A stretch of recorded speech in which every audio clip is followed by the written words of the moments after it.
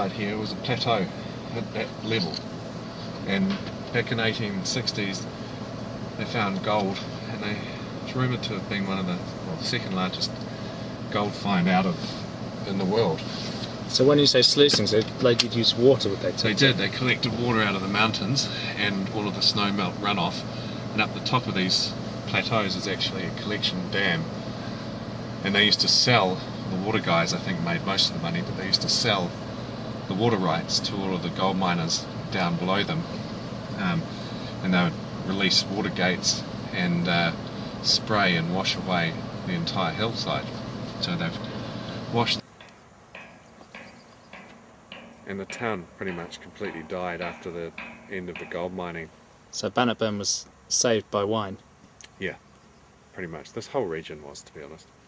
Even Cromwell, which you see in front of us in the north, it was saved by wine.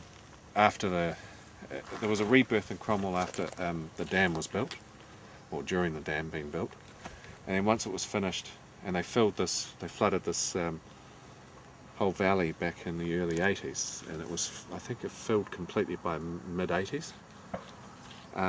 All of the miners, the dam builders, construction workers had moved out.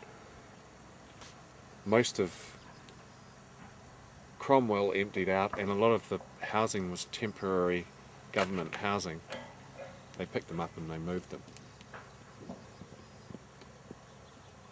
So it was a declining town up until recently. Now it's actually growing into quite a people here, and I saw in the last census it's the fastest growing town in New Zealand. It grew at 35% over the last 3 years. But what you see happening is Queenstown's getting very expensive. Lake Wanaka, which is about half an hour's drive north, is very expensive, and then you've got Alexandra through to the right, which is slowly declining. It's like here because you can service four major markets off one centre, and the rents are more affordable, the overheads are more affordable. So what are these vineyards here we're looking at? Okay, so we're sitting on top of Black Rabbit, which is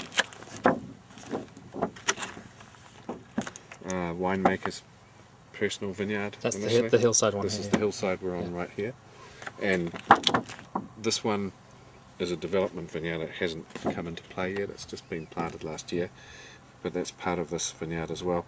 And then we look down directly onto the inlet vineyard where the house is right in the middle there, and that vineyard going all the way forward to the front is